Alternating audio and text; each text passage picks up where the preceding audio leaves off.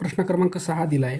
8 August 2008 रोजी शुक्रवार असल्यास 9 सप्टेंबर 2009 साली कोणता वार असेल? ओके, बघा आपल्याकडे आहे 8 ऑगस्ट 2008 आणि वार दिला तुम्हाला शुक्रवार. ओके, तुम्हाला पोहोचायचे 9 सप्टेंबर 2009 साली. बघा पोहोचायचं कुठं? 9 सप्टेंबर 2009 ह्या दिवशी आपल्याला पोहोचायचं आहे आणि इथला वार आपल्याला सांगायचा आहे. ओके, तर बघा आपल्याला डायरेक्ट 2008मधून 2009मध्ये जायचं आहे बरं का. 8 ऑगस्ट 2008 ते 8 ऑगस्ट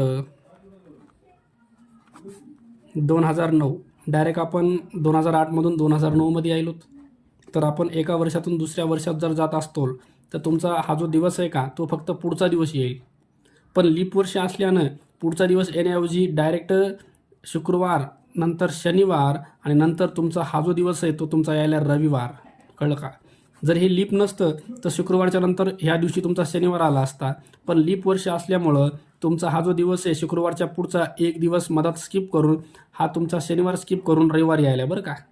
तर 8 ऑगस्ट 2009 या दिवशी रविवार यायला तुमच्याकडं. आता ऑगस्ट 8 2009 पासून तुम्हाला 9 सप्टेंबर 2009 पर्यंत यायचं. ओके, तर इथून इथपर्यंत जे आहेत का ते आपल्याला दिवस मोजायचे. दिवस आपण डायरेक्ट इथून इथपर्यंत जर यायचं म्हणलं तर इथं भरपूर दिवस लागले असते. आता आपल्याला इथून इथपर्यंत जे आहेत ऑगस्ट 2009 ते 9 सप्टेंबर 2009 ह्याच्यामधले एकूण दिवस काउंट करायचे, आठवडे आणि दिवसमध्ये कन्वर्ट करून मग आपण इथला वार पाहणार आहोत. ओके, तर बघा आता इथं ऑगस्ट महिन्याची 8 तारीख जर सोडली, ऑगस्ट महिन्यात तुमचा 31 तारखेचा आहे. 8 दिवस जर बाजूला केले ह्याच्यातले, बघा 8 दिवस बाजूला केले, उरले किती तुमच्याकडे? 23 दिवस. ओके, 31 दिवसाचा महिना, 31मधून 8 जर वजा केले तर उरते तुमचे 23 दिवस. ओके, त्याच्यानंतर सप्टेंबर महिन्यामध्ये तुम्हाला 9 तारखेपर्यंत पोहोचायचे. तर 9 तारीख सोडून द्या, बाकीचे उरलेले 8 दिवस ह्यांची बेरीज करा तर तुमचे टोटल दिवस आलेत 31. ओके, टोटल दिवसांची संख्या आली 31. 31ला जर 7नं भाग दिला, 7 चोक 28, 29, 30, 31, 3 उरलेत बरं बाकी. म्हणजे 4 आठवडे आणि 3 दिवस तुमच्याकडं उरत आहे त्याच्यामध्ये. ओके, तर आता काय करायचं बघा, याच्यामध्ये 4 आठवडे 3 दिवस तुमच्याकडे उरलेत. तर आपल्याला पोचायचे 9 तारखेला. 9 तारखेच्या मागे बघा 8 तारीख, 7 तारीख, 6 तारीख, 5 तारीख. तर 4 आठवडे आणि 3 दिवस, बघा 3 दिवस उरायलेत बरं का. तर हे 3 दिवस तुमचे 7 पासून पुढं 7, 8, 9 हे 3 दिवस तुमचे उरलेत. ओके, आता 8 ऑगस्ट 2009ला रविवार होता, तर हे तुमचा आठवडा इथं संपायला 6 तारखेला. तर 6 तारखेला सुद्धा काय असणार तुमच्याकडं? रविवारच असणार आहे, रविवार. ओके, नंतर 7 तारखेला असणार तुमचा सोमवार, नंतर 8 तारखेला असणार तुमचा मंगळवार आणि 9 तारखेला असणार आहे तुमचा बुधवार. ओके, तर 9 सप्टेंबर 2009 रोजी बुधवार येईल. ओके, पर्याय बघू. पर्याय 4 आपल्याला उत्तर दिले आहे याच्यात. प्रश्न क्रमांक 7 दिला आहे. इसवी सन 2016 या वर्षी कोणत्या महिन्यामध्ये 21 तारखेस वेगवेगळे वार होतात? ओके, तर हे लीप वर्ष आहे बरं का. आणि लीप वर्ष असेल तर ह्या लीप वर्षामध्ये फेब्रुवारी आणि मार्च ह्या 2 महिन्यामध्ये 21 तारखेस वेगवेगळे वार होतात. ओके, तर याच्यात पर्याय उत्तर तुमचं डायरेक्ट पर्याय 4 उत्तर येईल तुमचं. लीप वर्षामध्ये फेब्रुवारी आणि मार्च ह्या 2 महिन्यात 21 तारखेस वेगवेगळे वार येतात. ओके, प्रश्न क्रमांक 8 दिला आहे. 21 मार्च या दिवशी शनिवार आहे बघा. 21 मार्च या दिवशी वार कोणता आहे? शनिवार आहे, शनिवार. ओके, तर त्याने विचारले तर पुढीलपैकी कोणता वार त्या महिन्यात 5 वेळा येणार नाही? ओके, आता पहिले आपण या महिन्यात 5 वेळा येणारे वार आपण बघूया. बघा 21 नंतर 22, 23, 24, 25, 26, 27. बघा शनिवार नंतर रविवार, सोमवार, मंगळवार, बुधवार, गुरुवार, शुक्रवार, शनिवारी डबल किती आली? 28 तारीख आली बरं का. बघा शनिवारपासून रविवार, सोमवार, मंगळवार, बुधवार, गुरुवार, शुक्रवार आणि 28 तारखेला डबल शनिवार यायला आहे. ओके, त्याच्यानंतर 29 तारखेला कोणता वार यायला? तुमचा रविवार.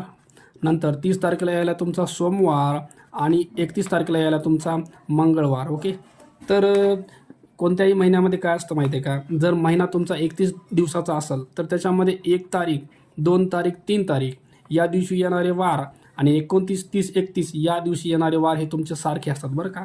म्हणजे तुमच्याकडे आले, आता ह्याच्या महिन्यामध्ये जर बघितलं आपण तर 29 तारखेला रविवार यायला आहे, 30ला सोमवार, 31ला मंगळवार. तर हेच दिवस तुमचे 1, 2, 3 तारखेला पण येतील. म्हणजे याचा अर्थ रविवार, सोमवार, मंगळवार हे 3 दिवस तुमचे 5 वेळा येतात बरं का.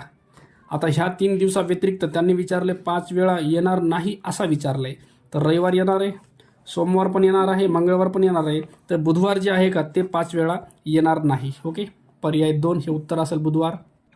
प्रश्न क्रमांक 9 दिला आहे. अनुषाचा जन्म बघा, अनुषा जन्मतारीख दिली तुम्हाला 20 मार्च.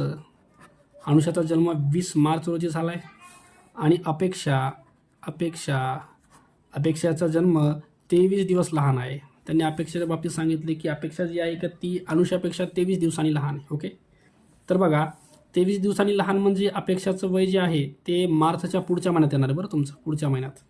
तर समजा एप्रिलमध्ये येऊ शकतं, बघू आपण काउंट करून एप्रिलमध्ये. ओके, आपल्याला मार्च महिना जो आहे, मार्च महिना आहे एकूण तुमचा 31 दिवसाचा.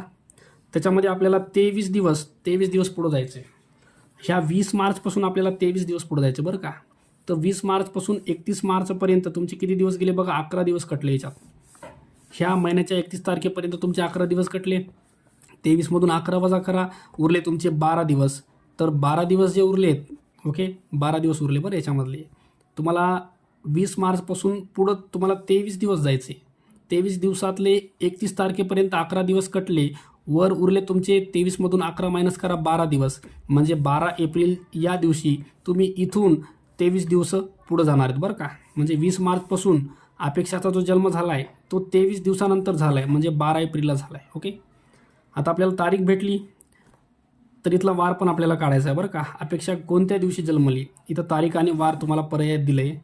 आता ह्याच्यापैकी ह्याच्यातला तर वार कोणता दिला नाही, पण त्यांनी महाराष्ट्र दिन सांगितलं शुक्रवारी झाला.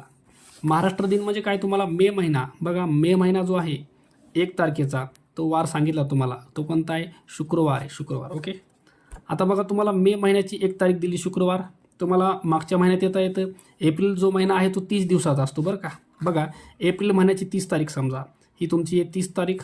ओके, त्याच्यानंतर 29, 30, 29.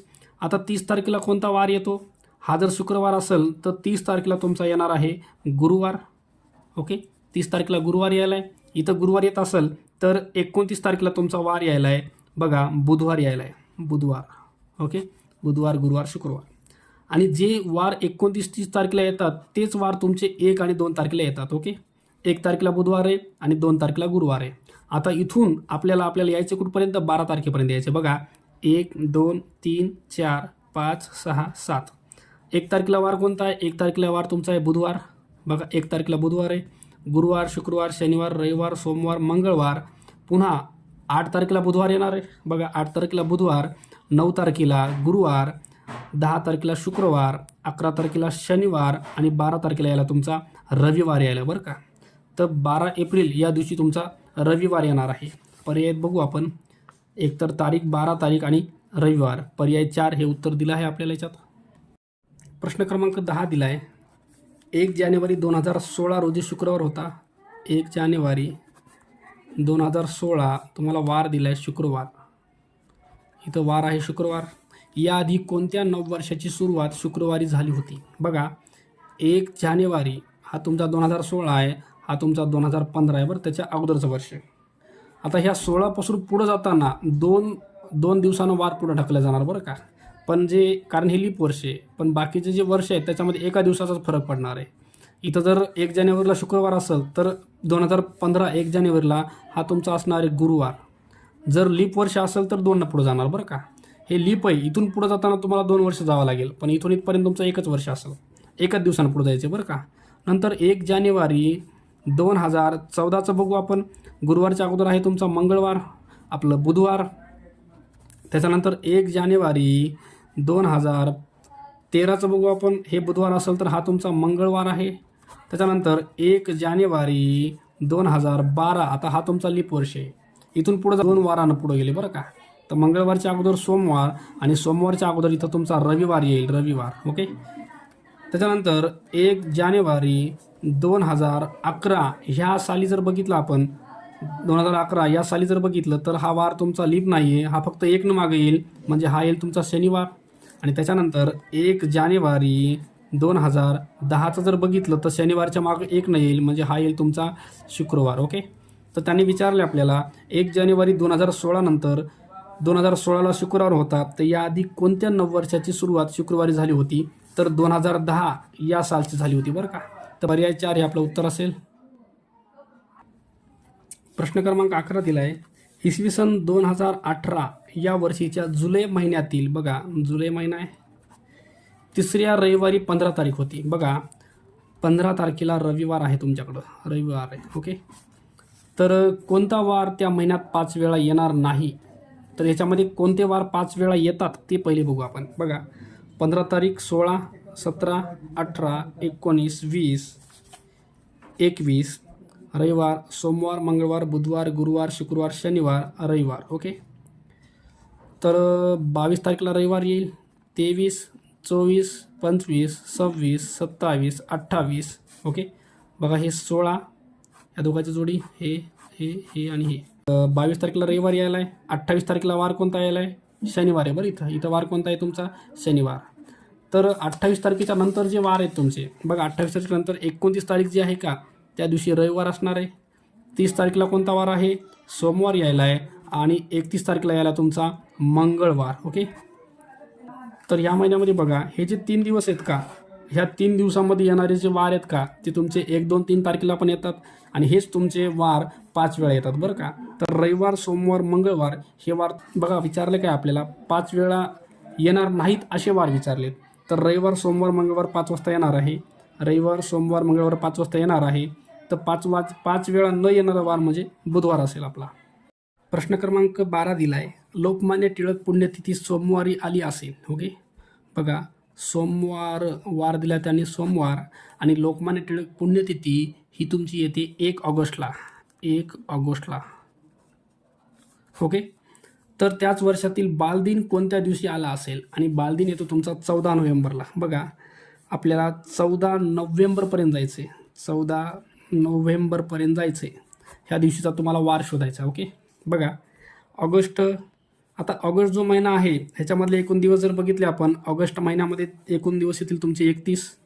त्याच्यानंतर सप्टेंबर महिना ह्याच्यामधले 30 दिवस. त्याच्यानंतर ऑक्टोबर महिन्यामध्ये 31 दिवस, आणि नोव्हेंबर महिन्याचे 14 तारखेपर्यंत आपल्याला पोहोचायचे. तर 14 तारीख घेऊ नका, नोव्हेंबरचे 13 दिवस. 3, 4, 5 आणि इथं 3, 3, 9 आणि 1, 10, 105 दिवस टोटल तुमचे भरत आहेत. ओके, ह्याला 7 भाग देऊ. 7 1 7, 3 उरले, 7 5 35. तर तुमचे टोटल ॲक्युरेट 15 आठवडे इथं पूर्ण व्हायलेत बरं का. जर 15 आठवडे पूर्ण होत असतील तर ह्या दिवशी जो वार असेल तोच वार तुमचा या दिवशी असणार आहे सोमवार. ह्याच्या जर पुढं गेलं तर ते सोमवारपासून पुढं मोजायचं आपल्याला. ओके, तर पर्याय बघा सोमवार उत्तर आहे. पर्याय 2 हे तुमचं उत्तर असेल. प्रश्न क्रमांक 13 दिला आहे. 2004 या लीप वर्षाच्या आधीचे वर्ष, बघा 2004 ह्या लीप वर्षाच्या आधीचे वर्ष 2003 आहे, व नंतरचे वर्ष 2005 यांच्या 1 जानेवारीच्या वारांमध्ये किती दिवसाचा फरक पडेल? बघा 3 पासून 4 पर्यंत जाताना 1च दिवसाचा फरक पडतो, पण 4 पासून 5 कडे जाताना तिथं 2 दिवसाचा फरक पडतो बरं का. तर तुम्हाला विचारलं काय, आधीचे वर्ष 2003 ते नंतरचे वर्ष 2005, तर इथून इथपर्यंत तुम्हाला डायरेक्ट फरक विचारला, तर इथले 2 आणि 1 3 दिवसाचा फरक पडतो बरं का. पर्याय 2 दिला तुम्हाला 3 दिवस.